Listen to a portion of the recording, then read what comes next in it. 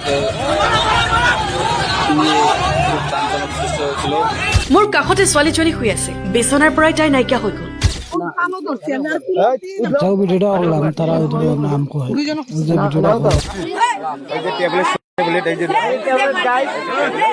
আপোনাৰ ঘৰতো আছে নেকি সৰু সৰু ল'ৰা ছোৱালী? তেন্তে আপুনিও এতিয়াই সতৰ্ক হৈ যোৱা, কিয়নো কোনেও নাজানে আজি ৰাতি কি হ'ব পাৰে আপোনাৰ ল'ৰা ছোৱালীবোৰৰ লগত। এতিয়া ভয়ংকৰ আতংকৰ পৰিৱেশ সৃষ্টি হৈছে আমাৰ এই অসমত। জনা যাই আছে হপাধৰাবোৰে এতিয়ালৈকে 40 গৰাকীতকৈ অধিক শিশুক এতিয়ালৈকে অপহৰণ কৰিছে, আৰু জনা যাই আছে কেইটামান হপাধৰা চুৰি কৰা অৱস্থাত হাতেলতে ধৰা পৰিছে, আৰু তাৰ পিছত অসমবাসী ৰাইজে ইহঁতক আঘাত কৰি কৰি হত্যা কৰি পেলালে। আচলতে কিয় এই হপাধৰাবোৰে সৰু সৰু কণমানীয়া শিশুবোৰক অপহৰণ কৰি আছে? কিয় চুৰি কৰি আছে এই সৰু সৰু ল'ৰা ছোৱালীবোৰক, আৰু কিদৰে ইহঁতক অপহৰণ কৰাৰ পিছত অত্যাচাৰ কৰা হয়? চলক আমি চাই আহিম এই ভিডিঅ'টোৰ মাধ্যমত, তাৰপিছত আমি বিস্তাৰিত আলোচনা কৰিম ভিডিঅ' শেষত। আৰু আপুনি এই চেনেলটোত নতুন হৈ থাকিলে এতিয়াই চেনেলটোক ছাবস্ক্ৰাইব কৰি ৰাখক।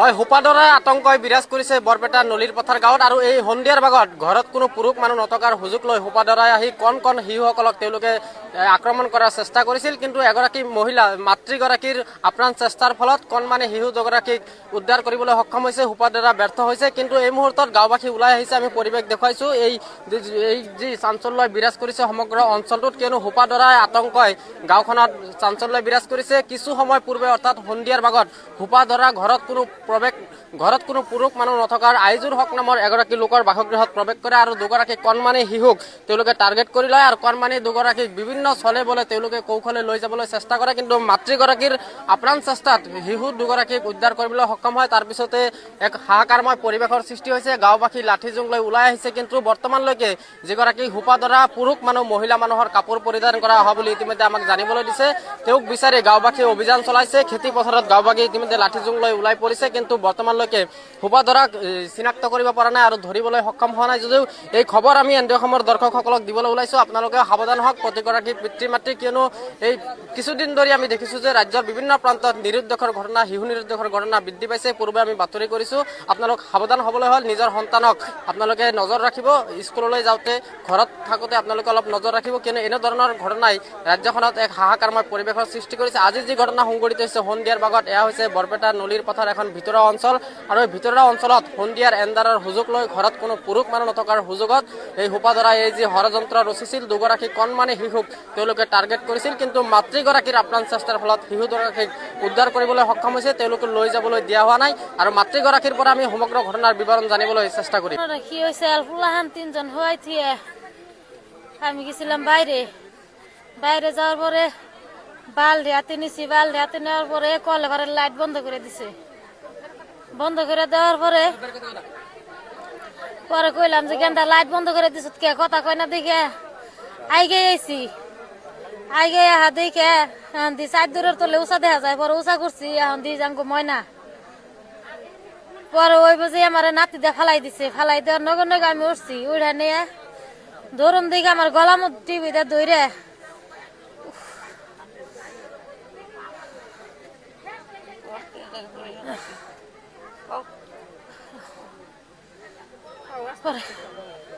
পরে টিভিতে ধরে হে গুছা কেতিনা নামাইছে। গুছা কেতিনা নামানোর পরে জড়াজড়ি করার পরে নাকের মধ্যে কিল মেরে ফেলাই দিছে। ফেলাই দেওয়ার পরে আমি ঠ্যাং ধরে আসছিলাম ছাইরে দিনে, পরে রেশম চিকির দিছে জোরতে করে, রেশমকে ময়নার উৎসাহ করে চেঙ্গাতে ফেলাই দেওয়ার নিচেল আমি ধরছি। ধরার পরে তারপরে আমার ধাক্কাতে ফেলাই দিয়ে থেকে গেছে গা। যাওয়ার পরে তারপর আমি বাইতে আইয়া চিকির বাইরে, তারপর মানুষ টানুষ ডাক দিছি। তো এটা পোলা একটা গড়া চাল, সেই পোলারে মাটিতে হুয়াই থেকে গেছাল, মুখে মেডিসিন দিছিল না কি দিছিল, পোলা একজনে আসাল। মানুষটা দেখতে কিরকম আসাল, মেয়ে ছিলেন না গাল না, মুখে মাস্ক দিয়াইছিল, কিন্তু মাইকে মানুষের কাপড় পিন্ধাইছিল। হপাধৰা মানে আমি আজি আমাৰ তাৰাবিৰ নামাজ আছিল, তাৰপিছত আমি মছজিদত আছিলোঁ। এতিয়া আমি ফাৰ্ষ্টত আমি মছজিদৰ পৰা মানে কিবা চিঞৰিছে, কোনোবা এগৰাকী চিঞৰি আছে, যিহেতু আমি নামাজখন পঢ়িব পৰা নাই, মানে দাউৰি আমাৰ ওচৰতে মছজিদ ইয়াতে, এতিয়া বেছি দূৰত নহয়, ওচৰতে মছজিদ। চিঞৰৰ শব্দ পাইকে আমি দৌৰি আহিছোঁ। আহি কিনে আমি ইয়াতে ফাৰ্ষ্টতে ইফালে কিবা এটা এই পাথৰে দি কিবা এটা মানুহ যাওঁহান দেখা পালোঁ। আন্ধাৰ ৰাতি ভালকৈ চিনি পোৱা নাযায়। এতিয়া যদিও আমি পাছে পাছে দৌৰিছিলোঁ, মানুহজন আমি ধৰিব পৰা নাই। কিবা এই জংঘলত কিবা এটা সোমাইছে, সোমোৱাৰ পাছত মানুহটো নাইকিয়া হৈ গ'ল। এনেকৈ পাছে পাছে আমি দৌৰিছিলোঁ। পাছে আমাৰ গাঁৱৰ গোটেই মানুহখিনি আহিছিল, আহি কিনে লাঠি জোং লৈ চবে আহিছিল। আহি কিনে আমি তাৰমানে মানুহটো ধৰিব পৰা নাই। এনেকৈ মানুহটো পলাইছে আৰু। কাৰ ঘৰত হৈছে ঘটনাটো? এতিয়া ঘটনাটো হ'লে নলীৰ পাথাৰ গাঁৱৰ এইটো আজিজলৰ ঘৰতে হৈছিল ঘটনাটো। এটা মোটামুটি 7:30 বজাত। মিন্তু বাবা তুমি যাতে আছা মোক দেখা দিয়ে আহিলে মই কি কৰি আছো মই ঘৰখনত হৈয়ে জানো বাবা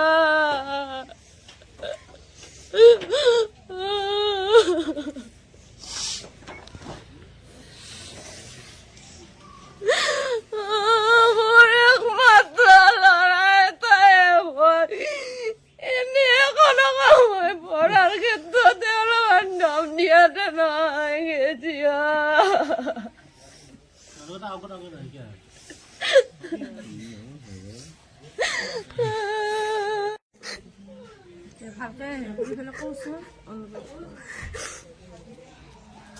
দুই নম্বৰ জামবাৰী গাঁৱৰ মিলনপুৰৰ মহম্মদ তাছিফ আখতাৰ ঘৰৰ পৰা নহয় যদি সকলো স্কুলৰ মাষ্টৰ বা লগৰ ল'ৰাইও যদি দেখা পাইছে সকলোৱে মোৰ ল'ৰাটোক ঘৰত চামগে দিয়াৰ কাৰণে অনুৰোধ কৰিলো। মই বামুণী বা শংকৰদেৱ শিশু বিদ্যা নিকেতনত পঢ়ে। সকলো লগৰ ল'ৰাকো কৈছো মই, অসমবাসী সকলো মানুহকে কৈছো মই, মোৰ ল'ৰাটো য'তে দেখা যাতে সকলোৱে মোক চামজে দিছে। মই থাকিব পৰা নাই, পঢ়াৰ কাৰণে কিবা এটা সঠিক ঘৰৰ পৰা নহয় গেছি। পৰীক্ষাৰ ৰুটিন দিছি, দেউতাকে পঢ়াৰ কথা কওঁ মই অকল সেইকাৰণে নহয় কিছু মোৰ ল'ৰাটো যাই য'তে দেখা পা মোক চামজে দিবি। ঘৰত মই মিন্তু বুলি মাতো, মিন্তু বুলি।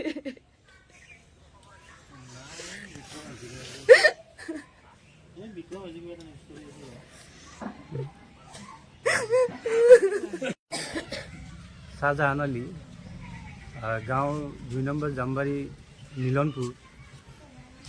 যোৱা 28 তাৰিখ শনিবাৰে ৰাতি প্ৰায় 2 বজাৰ পৰা 3 বজাৰ ভিতৰত মোৰ একমাত্ৰ ল'ৰা তাছিফ আখতাৰ আবেলি বিভিন্ন সংক্ৰান্তত পঢ়া বা দুষ্ট ল'ৰালৈ ঘূৰা সংক্ৰান্তে মই অলপ তাকিতা কৰিছিলোঁ আৰু তাৰ ফলত তেওঁ অকণমান ক্ষুব্ধ হয় আৰু যাৰ ফলত সি ৰাতি প্ৰায় 28 তাৰিখে ঠিক পুৱতিৰ সময়তে ঘৰৰ পৰা নোহোৱা হয়। গতিকে আপোনালোক মই বিনম্ৰভাৱে অনুৰোধ জনাইছোঁ, কোনোবাই যদি তেওঁক দেখা পায়, আমাৰ সাংবাদিক বকোৱা আৰক্ষী জামবাৰীৰ জৰিয়তে বকোৱা আৰক্ষী যদি আপোনালোকে জনায়, তাৰবাবে মই বিনম্ৰভাৱে কাতৰ অনুৰোধ জনাইছোঁ। নলীৰ পাথাৰৰ হপাদৰাৰ আতংক মাৰ নৌজাওঁতেই আজি পুনৰ সৃষ্টি হৈছে হপাদৰাৰ আতংক। এইবাৰৰ স্থান কাৱৈমাৰী 11 নং ব্লক। 11 নং ব্লকত হপাদৰাৰ আতংকত আতংকিত হৈ পৰিছে ৰাইজ। কিছু সময় পূৰ্বে হাজাৰ লোক ওলাই আহিছিল হপাদৰা বিচাৰি। খবৰ ওলাইছিল যে 11 নম্বৰ গাঁৱত হপাদৰা প্ৰৱেশ কৰিছে আৰু তাৰ পিছতে জাঠি জোং লৈ সকলো ৰাইজ ওলাই আহিছিলে। খেতিপথাৰত বিচাৰি তহিলং কৰিছে যদিও কৰায়ত্ব কৰিবলৈ সক্ষম হোৱা নাই। এক প্ৰকাৰ আতংকৰ সৃষ্টি হৈছে সমগ্ৰ ভক্তৰবা অঞ্চলত। Kawaimari 11 number block, 12 number block, 9 number block, 10 number block, নলীৰ পাথাৰ আদি অঞ্চলত ব্যাপক আতংকময় পৰিৱেশৰ সৃষ্টি হৈছে। পবিত্ৰ ৰমজান মাহ চলি আছে আৰু সকলো পুৰুষ মানুহ যিহেতু পবিত্ৰ ৰমজান মাহ উপলক্ষে তাৰাবিৰ নামাজত ব্যস্ত থাকে আৰু সেই সময়ত ঘৰত কোনো পুৰুষ নাথাকে, মহিলা মানুহ থকাৰ সুযোগ লৈ সোপা ধৰাই সৰু সৰু ল'ৰা ছোৱালীক কিডনেপ কৰাৰ মানে অপহৰণ কৰাৰ এটা প্ৰচেষ্টা চলি আছে বুলি খবৰ ওলাইছে, চাৰিওফালে খবৰ ওলাই আছে আৰু যাৰ ফলত আতংকিত হৈ পৰিছে গাঁওবাসীৰ নিদ্ৰাহৰণ হোৱা পৰিলক্ষিত হৈছে। সকলো মানুহ ওলাই আহিছে। গাঁওবাসীয়ে পুনৰবাৰ জনাইছোঁ যে নলীৰ পাথাৰৰ সোপাধৰাৰ আতংক মাৰ নৌজাওঁতে আজি পুনৰ সোপাধৰাৰ আতংক সৃষ্টি হৈছে। এইবাৰৰ স্থান হৈছে কাৱৈমাৰী 11 নং ব্লক। কেৱল কাৱৈমাৰী 11 নং ব্লকেই নহয়, 9 নং ব্লক, 10 নং ব্লক, 11, 12 ইত্যাদি স্থানত সোপাধৰাৰ আতংকিত হৈ পৰিছে ৰাইজ। 11 নং ব্লকত হাজাৰ হাজাৰ লোক ওলাই আহিছিলে। খবৰ ওলাইছিলে যে কাৱৈমাৰী 11 নং ব্লক গাঁৱত সোপাধৰা প্ৰৱেশ কৰিছে আৰু তাৰ পিছতে মানুহবোৰে জাঠি জোং লৈ ওলাই আহিছিলে, খেতিপথাৰত বিচাৰি তহিলং কৰিছে। কিন্তু দুৰ্ভাগ্যজনকভাৱে কৰায়ত্ব কৰিব পৰা নাই এই সোপাধৰা সন্দেহত ওলাই অহা লোকসকলক। এইবাৰ আমি স্থানীয় লোকসকল আছে, তেওঁলোকে সচেতন হ'বলৈ আহ্বান জনাইছে ৰাইজক যে নিজৰ ল'ৰা ছোৱালীক যাতে সতৰ্ক কৰি ৰাখে, সচেতন হয়, সেই আহ্বান জনাইছে স্থানীয় লোকসকলে। স্থানীয় লোকসকল আমাৰ সৈতে উপস্থিত আছে, তেখেতসকলৰ ভাষ্য গ্ৰহণ কৰাৰ যত্ন কৰিম। তাৰমানে আমি জানামতে এই সিফালৰ পৰা এই পূব ফালৰ পৰা মানুহকেইটা দৌৰি দৌৰি চিঞৰি চিঞৰি আহিছে যে সোপাধৰা ওলাইছে। আমিও মানে এই নদীৰ পূব ফালে বংকবাজাৰত আছিলোঁ, আমিও গম পাই আহিলোঁ। আহি দেখোঁ হাজাৰ হাজাৰ মানুহ ইয়াতে গোট খাইছে আৰু সোপাধৰা বিচাৰি আছে। ইয়াতে বোলে মাকৈ খেত আছে, আমিও চাইছোঁ মাকৈ খেত, তাতে বিচাৰালাক আমি পোৱা নাই। আৰু আমি এই 11 নম্বৰ 12 নম্বৰ আজি বোলে 9 নম্বৰো ওলাইছিল সন্ধিয়াৰ ভাগত। তাৰাবি পৰা সব মানুহতো আজিকালি তাৰাবি পৰা ৰমজান মাহ তাৰাবি পৰে, সেই সুযোগ লৈ সোপাধৰা আহি এই আতংকৰ সৃষ্টি কৰি আছে। যোৱাকালি দেখিবলৈ পাইছোঁ যে নলী পাথাৰতো হৈছিল, আচলতে কি কওকচোন? নলী পাথাৰতো বোলে হৈছে, কালিও বোলে ওলাইছিল সোপাধৰা দুটা, এটা 13 মাহীয়া ছোৱালী আৰু এটা 7 বছৰীয়া ল'ৰা। সেই দুটাকো লৈ যাবা খুজিছিল কিন্তু ল'বলৈ সক্ষম হোৱা নাই। আজি আৰু গলিবন্ধাৰ পৰাও বোলে সেইফালৰ পৰা বোলে এটা দিনতেই লৈ গৈছে। আমি এতিয়া আতংকত আছোঁ। এতিয়া আমি কি কৰোঁ? মানুহক আপুনি কি সতৰ্কবাণী দিব? মানুহক আমি এইটোৱে সতৰ্কবাণী দিব খুজিছোঁ যে আপোনালোকে সকলোৱে সতৰ্ক থাকিব, ল'ৰা ছোৱালীৰ লগত ৰাখিব আৰু স্কুলতো যদি পঠায় গাৰ্জেনে লৈ যাব স্কুলত আৰু স্কুল ছুটি হ'লে লগত লৈ আহিব। এইটোৱে আমি আহ্বান জনাইছোঁ ৰাইজক আৰু সকলোকে সতৰ্ক জনাইছোঁ যে যদি অচিনাকি মানুহ কোনোবাই দেখা পায় তেনেহ'লে 2-3জন মানুহ মিলি তাক ভালকৈ সোধ-পোছ কৰি তাৰ পিছত এৰি দিব।